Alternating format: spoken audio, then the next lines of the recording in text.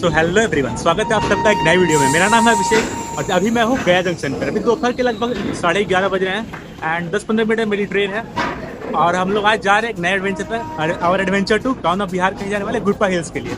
सो चलिए हम लोग ट्रेन में बैठते हैं and let's begin our adventure. तो भाई साहब, ट्रेन हमारी खुल चुकी है और अभी हम लोग पहुंच गए हैं गया मानपुर ओवर ब्रिज पर। एंड मैं आपको यहाँ का मोस्ट फेमस फल्गु नदी दिखलाता हूँ। ये है गया की मोस्ट फेमस फल्गु नदी। अब आप ये सोचोगे कि ये कैसी नदी है भाई, इसमें तो पानी है ही नहीं। तो यही तो खासियत है हमारी फल्गु नदी की। अगर हम लोग हिंदू पौराणिक कथाओं की माने तो माता सीता के द्वारा श्राप दिया गया था इस नदी को कि इसमें कभी भी पानी नहीं रहेगी, और उसी का नतीजा आप देख सकते हैं। ये नदी में आपको थोड़ी थोड़ी पानी देखने को मिलेगी। हाँ, आप खुदाई करोगे थोड़े से बालू के नीचे तो आपको जरूर पानी दिखने को मिलेगा, लेकिन नदी में आपको ओवरऑल पानी देखने को नहीं मिलेगा। हालांकि उस अगर आप मैं जूम करके दिखाऊं तो वहाँ पर एक आप देखोगे तो एक रबर ब्रिज बनाया हुआ है, उसमें ही पानी को कुछ दूर में ट्रैप किया गया है। तो अगर आप पूजा पाठ करना चाहते हो या फिर आप पिंडदान वगैरह के लिए या फिर छठ पूजा वगैरह के लिए भी, तो उसी छोटे से रबर ब्रिज वाले पानी में ही पूजा वूजा होता है यहाँ पर। खैर चलिए, फल्गु नदी तो क्रॉस हो गया। अब चलिए हम लोग अपने डेस्टिनेशन के लिए पहुँचते हैं। तो भाई हम लोग पहुँच गए हैं गुरपा रेलवे स्टेशन। आप लोग मेरे पीछे ट्रेन देख पा रहे होंगे। भैया, पहाड़ पे जाने का रास्ता इधर से ही है ना? पहाड़ पे जाने का इधर से ना? इधर ठीक है। तो चलिए अब हम लोग चलते हैं गुरपा पहाड़ी की ओर। लगभग आने में 1 से 1 घंटे 10 मिनट का टाइम लगा हमें यहाँ आने में। ट्रेन भी खाली ही था, ट्रेन में कुछ खास भीड़ नहीं था। दरअसल गया से अगर आप आ रहे हैं, दिन में आपको 3 ट्रेन मिलती हैं। एक सुबह 5:45 में ट्रेन है, दूसरा आपका 11:40 में है और तीसरा 6:05 पे। तो 6:05 वाले से आने का तो कोई सेंस बनता ही नहीं है, क्योंकि शाम को आओगे तो अंधेरा रहेगा तो घूमने का कोई मतलब बनता नहीं है। तो हम लोग 11:40 वाले से आए हैं।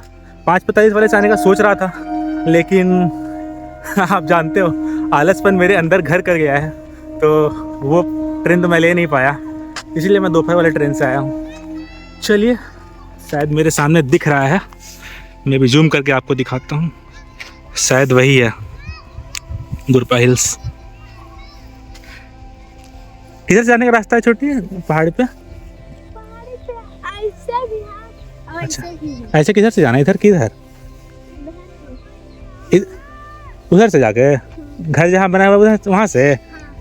अच्छा भाई, बस मज़ा आ रहा है एकदम। बहुत ही अच्छा इन्वायरमेंट है, ठंड का मौसम है, अच्छा हवा चल रहा है, पेड़ वेड़ के बीच से जा रहा हूँ। मस्त एक छोटा सा मंदिर है, एक छोटा सा घर है, अच्छा है इन्वायरमेंट। बस मज़ा आ रहा है रास्ते में जाने में।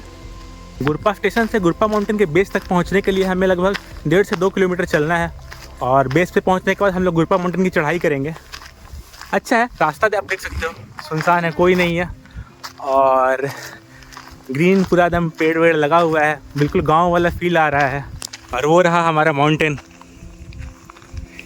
यही वो जगह है जहाँ पर महाकश्यप जी ने अपना लास्ट उपदेश दिया था और साधना करी थी अपना। चलिए हम लोग माउंटेन के बेस तक पहुँचते हैं और फिर चढ़ाई स्टार्ट करेंगे।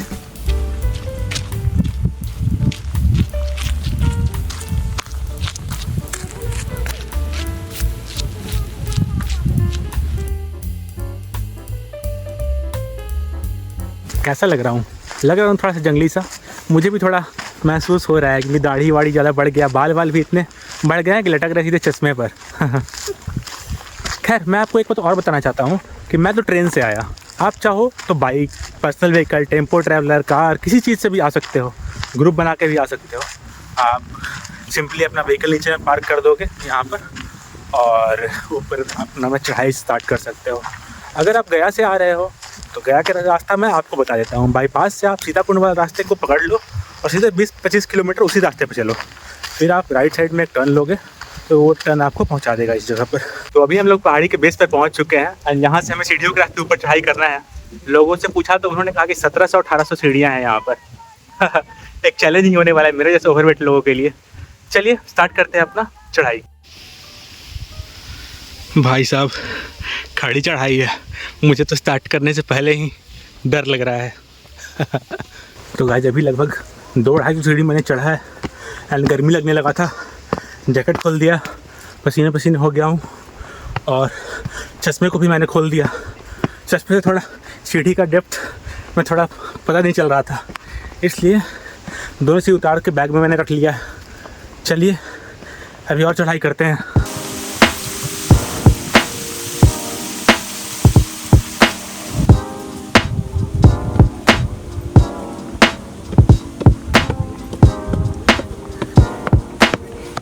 तो आप लोग मेरे पीछे देख सकते हैं 800 स्टेप हमारा कंप्लीट हो गया है एंड क्या ही सुंदर नज़ारा है।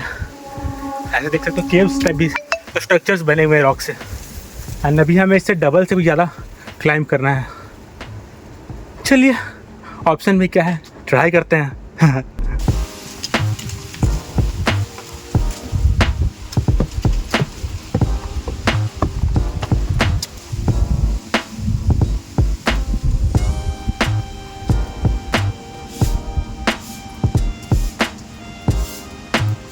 तो गाइस हमारे 1000 स्टेप्स कंप्लीट हो गए हैं एंड अभी और 700 से 800 स्टेप और कंप्लीट करना है, लेकिन इतने में मैं थक चुका हूँ। मेरा टी शर्ट पूरा गीला हो चुका है, तो अब मुझे थोड़ा सा ब्रेक चाहिए था। मैंने एक छोटा सा ब्रेक लिया है और कुछ रिफ्रेशमेंट मैं घर से लाया था। मेरी मॉम ने मुझे कुछ चिक्की बना करके दी थी, गुड़ और मूंगफली वाला, तो मैं उसे ही खा रहा हूँ। इसे खाता हूँ और फिर करता हूँ ऊपर की चढ़ाई।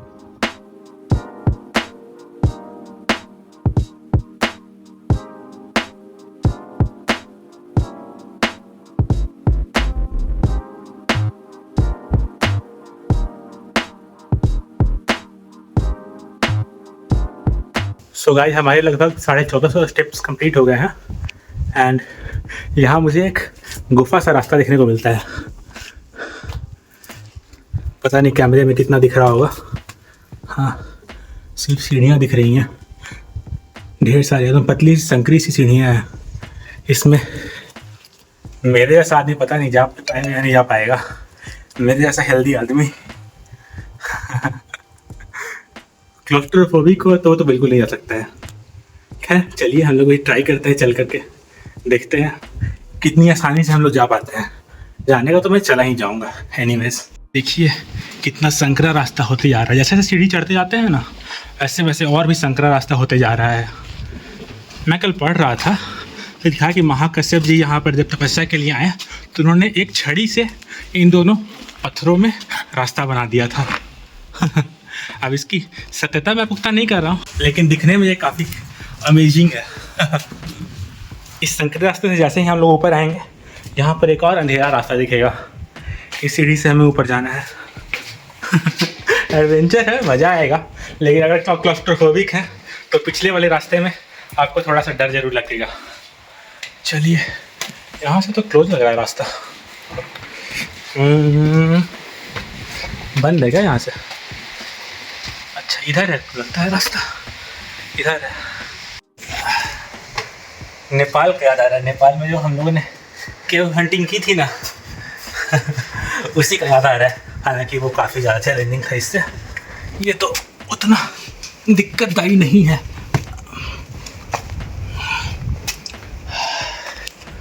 हाँ लगता है वी मेड इट, हम लोगों ने कर दिया।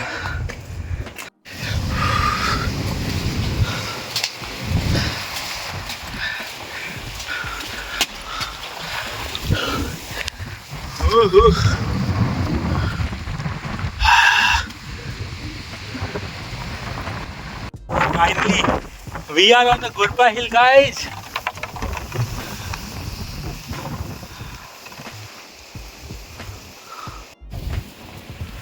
अभी थोड़ी सी और सीढ़ियाँ चढ़ाई करनी है, लेकिन शायद थोड़ी सी ही है।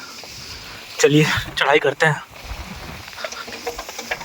तो हम लोगों ने ऊपर चढ़ाई कर ली। ऊपर हमें एक छोटा सा मंदिर सा दिख रहा है, हालांकि अभी ताला बंद है तो पता नहीं इसमें क्या है।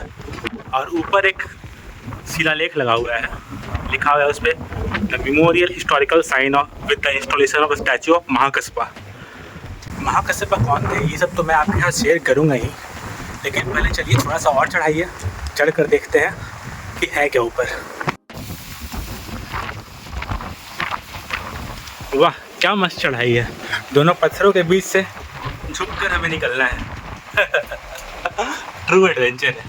लड़कों के लिए तो ठीक है, लड़कियां थोड़ा सोच के आए। स्पेशली जिसका एज थोड़ा ज़्यादा हो, थोड़ा सोच समझ करके यहाँ पर आए। हवा बहुत ज़्यादा तेज़ चल रहा है। Let me correct my mic.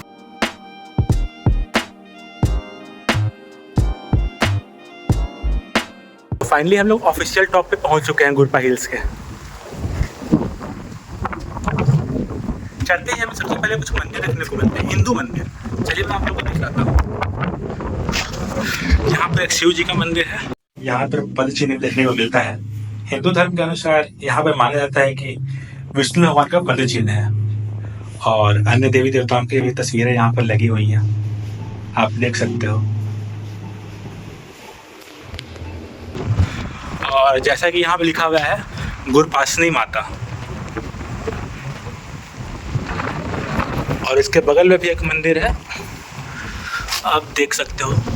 तो हम लोगों ने गुरपा माउंटेन क्लाइंब कर लिया है। आप मेरे पीछे स्तूपा देख पा रहे होंगे, है ना ये सुंदर, बहुत ही खूबसूरत लग रहा है। और मेरी चारों ओर तिब्बतन प्रेयर फ्लैग्स लगे हुए हैं, सारे डिफरेंट कलर्स में हैं। ये बहुत ही एस्थेटिक वाइब्स दे रही हैं।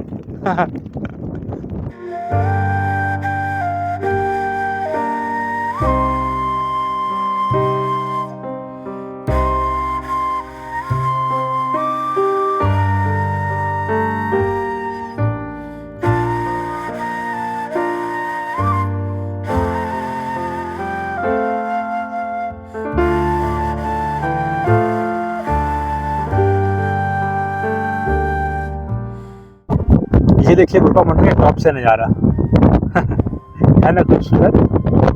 और ये रहा वो रेलवे लाइन जिससे हम लोग आए थे, ट्रेन का लाइन है ये। और ये रहा वो रास्ता जिससे हम लोग स्टेशन से इसके बेस तक आए थे। तो चलिए हम लोग गुरपा हिल आए ही हैं, तो थोड़ा महाकश्यप के बारे में भी जान लेते हैं। लेकिन महाकश्यप कौन थे ये जानने से पहले थोड़ा जानते हैं कि महाकश्यप कहाँ से आए थे। उनका जन्म मगध साम्राज्य, जो कि आज का Bihar, Jharkhand, parts of Bengal and Orissa हुआ करता था उन दिनों, वहीं उनका जन्म हुआ था। एक रिच ब्राह्मण फैमिली के यहाँ जन्म हुआ था। गौतम बुद्ध की तरह ही उनका भी जन्म एक पेड़ के ही नीचे हुआ था। तो उन दिनों की बात है, उनका बचपन से ही इंटरेस्ट हुआ करता था अध्यात्म में। बचपन से ही वो दूसरे बच्चों की तरह नहीं थे, उन्हें मतलब सांसारिक चीजों से थोड़ा मोह कम हुआ करता था। वो भगवान के प्रति उनका आस्था ज्यादा हुआ करता था। हालांकि फैमिली प्रेशर होता है, आज भी होता है, उन दिनों भी हुआ करता था। फैमिली के प्रेशर में आकर के उन्होंने शादी कर ली एक उम्र में। 12 साल तक उन्होंने अपनी शादी की, तब तक उनके माता पिता का भी स्वर्गवास हो चुका था। उनके माता पिता का स्वर्गवास होने के बाद उन्होंने सोचा कि मुझे स्पिरिचुअलिटी के पाथ पर जाना है, और उनकी वाइफ भी उनमें स्पिरिचुअलिटी में उनका साथ दिया करती थी। तो दोनों ने म्यूचुअली अपना अपना रास्ता तय कर लिया, दोनों ने अलग अलग हुए। वहां से 2 वर्ष तक महाकश्यप इधर उधर भटकते रहे एक योग्य गुरु की खोज में। तभी उन्हें पता चला कि गौतम बुद्ध नाम के एक इंसान वेणुवन में, जो कि आजकल राजगीर में है, आप जाओगे तो वहां देखने को मिलेगा, वेणुवन में अपने शिष्यों के साथ विचरण करते हैं। उन्हें महानिर्वाण प्राप्त है। घूमते घूमते वो गौतम बुद्ध के पास पहुंचे, गौतम बुद्ध की बातें सुनी। उनकी बातों से वो इतने डीपली मतलब इंस्पायर्ड हो गए कि उन्हें अपना गुरु मान लिया। वो सीखने में इतने तेज थे तो उन्होंने सिर्फ एक हफ्ते में उन्होंने अरहंत की अवस्था हासिल कर ली। महाकश्यप स्वभाव के बहुत ही शालीन व्यक्ति थे। उन्हें हंसते या बोलते बहुत कम ही देखा जाता था। वो सीधे बुद्ध के उपदेशों को सुना करते और उन्हें पालन किया करते थे। एक बार की बात है, गौतम बुद्ध हर दिन अपने शिष्यों को उपदेश देने के लिए आया करते थे, वहां बैठते थे और उन्हें उपदेश दिया करते थे। एक दिन गौतम बुद्ध आए, उनके हाथों में कमल का फूल था, और वो सिर्फ कमल के फूल को एकटक देख रहे थे। सभी शिष्य सोच रहे हैं कि अब गौतम बुद्ध कुछ बोलेंगे, और गौतम बुद्ध केवल और केवल ध्यानपूर्वक बस उस कमल के फूल को देख रहे थे। थोड़ी देर बाद महाकश्यप हंसने लगे। लोगों ने पता कि महाकश्यप क्यों हंस रहे हैं, भाई इन्हें तो हंसते देखा जाता ही नहीं है, ये तो बहुत कम ही हंसते हैं, रेयरली इन्हें देखा जाता है हंसते हुए। गौतम बुद्ध उन्हें अपने पास बुलाए और गौतम बुद्ध ने कहा, आप सभी शिष्यों को जितना मैं उपदेश दे सकता था उतना मैंने दे दिया। जितना शब्दों के माध्यम से आप लोगों को मैं सिखा सकता था उतना मैंने आप सबको सिखा दिया। जो शब्दों के माध्यम से प्रकट नहीं हो सकता वो सब कुछ मैंने महाकश्यप को दे दिया। इस समय ही महाकश्यप को निर्वाण की प्राप्ति हो गई। जब गौतम बुद्ध अपने परिनिर्वाण के लिए गए तब उन्होंने महाकश्यप और अपने शिष्य आनंद को ही बुद्ध धर्म का प्रचार और प्रसार करने के लिए चुना। महाकश्यप को निर्वाण प्राप्त था, उस समय अनंत कुमार को निर्वाण प्राप्त नहीं था, जो कि फर्दर हुआ। इसलिए महाकश्यप ने ही बुद्ध के प्रचार और प्रसार करने की बागडोर संभाली। तो चलिए अब हम लोग दिखाते हैं कि गुरपा पे वो कौन सा जगह है जहां पर महाकश्यप आए थे। और हाँ, एक बात और मैं आपको बता दूं, ये वही पहाड़ी है जहां पर वो महाकश्यप ने अपना अंतिम उपदेश दिया था और यहाँ पर उन्होंने अपना अंतिम मेडिटेशन भी किया था। और मेडिटेशन करते करते ही वो यहाँ पर परिनिर्वाण को प्राप्त कर गए। कहते हैं कि महाकश्यप आज भी वेट कर रहे हैं मैत्रेय बुद्ध। अब मैत्रेय बुद्ध कौन है? फ्यूचर बुद्ध, जिनके बारे में मैं आगे बताऊंगा आपको। पहले चलिए मैं आपको वो जगह दिखलाता हूँ जहाँ पर महाकश्यप ने अंतिम उपासना की थी, अंतिम साधना की थी। वो जगह दिखलाने वाला हूँ जहाँ पर महाकश्यप ने लास्ट टाइम प्रीचिंग्स दी थी और लास्ट टाइम मेडिटेशन भी करा था। आप देख सकते हो कैसा केव लाइक स्ट्रक्चर है यहाँ पर। हमें छुप करके थोड़ा सा जाना पड़ेगा।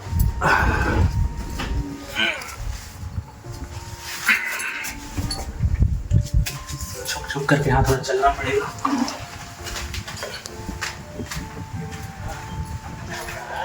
एंड यहाँ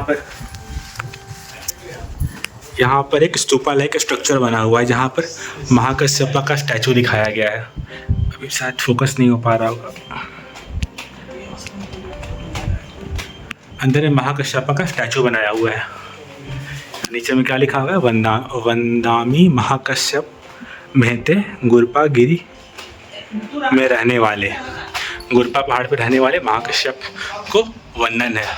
और इस स्तूपा के सामने ही इस जगह पर बैठ करके बहुत सारे बौद्ध भिक्षु ध्यान करते हैं। हालांकि अभी कोई नहीं है, अभी टाइम थोड़ा लेट भी हो चुका है और मेनली फेस्टिवल सीजन में भी बहुत सारे बौद्ध भिक्षु वगैरह आते हैं यहाँ पर पूजा करने के लिए। इनफैक्ट श्रावण में तो एक मेला भी लगता है इस जगह पर।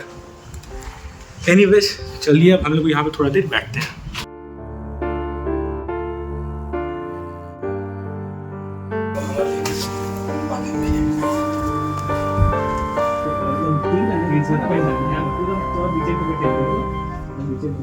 मैत्रेय बुद्ध, आखिर कौन है ये मैत्रेय बुद्ध? आपने अक्सर बौद्ध धर्म के अनुयायियों को कहते सुना होगा, बुद्धम शरणम गच्छामि, संघम शरणम गच्छामि, ये सब कहते सुना होगा, मैं बुद्ध के शरण में जा रहा हूँ। तो वो क्या ये कह रहे हैं कि मैं गौतम बुद्ध के शरण में जा रहा हूँ? बिल्कुल भी नहीं। वो कह रहे हैं मैं बुद्धत्व के शरण में जा रहा हूँ, मैं बोधिसत्व के शरण में जा रहा हूँ। गौतम बुद्ध एक बुद्ध नहीं है, वो तो केवल एक माध्यम है, वो सिर्फ और सिर्फ एक इंसान है, बोधिसत्व। अब कहते हैं कि मैत्रेय बुद्ध कौन है? मैत्रेय बुद्ध है फ्यूचर बुद्ध, जो कि अब आने वाले हैं। जब जैसे कि हमारे हिंदू धर्म में कहा जाता है कि सतयुग में विभिन्न अवतार हुए भगवान के, त्रेता में रामा अवतार हुआ, द्वापर में कृष्णा अवतार हुआ, कलयुग में कल्कि अवतार होने वाला है। वैसे ही आने वाले समय में जब धर्म का बिल्कुल भी विनाश हो जाएगा तब मैत्रेय बुद्ध का जन्म होगा और वो इस जगह पर ही आएंगे, इस गुरपा पहाड़ी पर ही आएंगे। इसे कुकुड़ पादा भी कहा जाता है, क्योंकि अगर इसका टॉप व्यू देखोगे तो कुत्ता के लेटे वाले शेप आता है, कुत्ता को जैसे लेटा होगा ना वैसा ही शेप आता है, इसलिए कुकुड़ पाड़ा भी कहा जाता है। एनीवेज, तो इस जगह पर ही आएंगे और महाकश्यप फिर से जिंदा होंगे और वो जिंदा होकर के उन्हें मैत्रेय बुद्ध को उपदेश देंगे कि कैसे उन्हें धर्म का प्रचार और प्रसार करना है और क्या है धर्म। अभी मैत्रेय बुद्ध स्वर्ग में बोधिसत्व के रूप में मतलब निवास कर रहे हैं और जब उनका समय आएगा वो यहाँ पे अवतार होंगे और महाकश्यप जी से मिलने इस गुरपा पहाड़ी पर ही आएंगे। ये सारी चीज़ें मैंने कल गूगल पे और यूट्यूब पर मैंने कल पढ़ी थी, सारी चीज़ मैंने आपको शेयर कर दी। इंजीनियर हूँ, एक रात पढ़ के एग्जाम देने का आदत है मेरा। तो हम लोगों ने गुरपा पहाड़ एक्सप्लोर कर लिया, थोड़ा सा नीचे भी आ गए। अब हम लोग चलिए नीचे की ओर स्टेप डाउन करते हैं। ये गुफा वाला रास्ता जो मैंने दिखाया था आपको आते वक्त, एडवेंचर है, एडवेंचर है।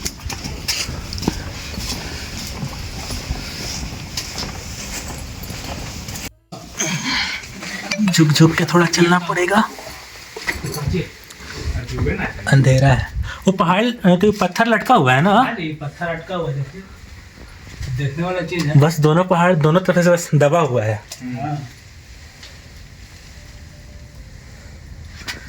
गजब है, क्रेजी। यहाँ पे खाली एक पत्थर नहीं, इधर भी आएंगे तो इधर भी एक पत्थर, ऊपर में भी ढेर सारे पत्थर दोनों पहाड़ियों से बस दबे हुए हैं।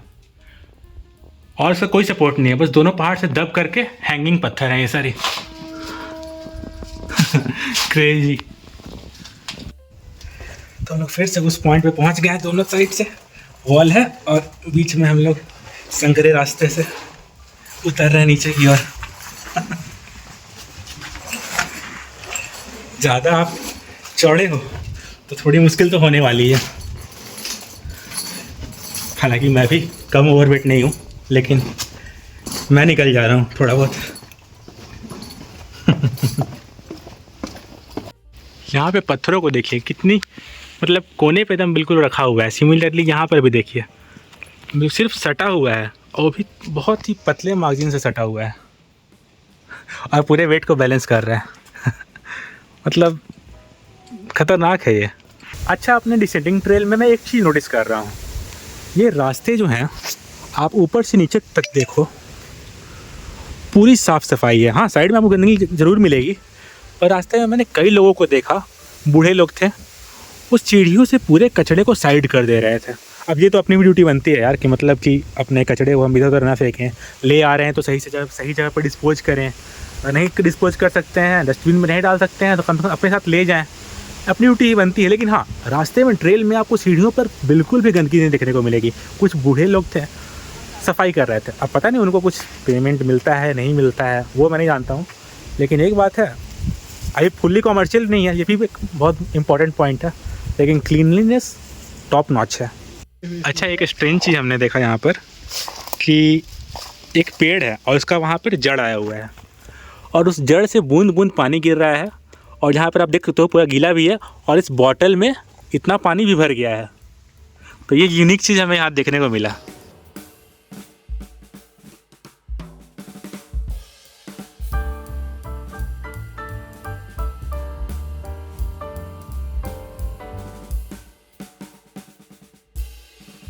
तो फाइनली हम लोग पहाड़ से उतर चुके हैं एंड हमें कुछ भैया मिल गए थे, वो थोड़ी देर के लिए हमें लिफ्ट दे रहे हैं। तो चलिए हम लोग बैठते हैं बाइक पे और फिर लौटते हैं अपनी गया की ओर।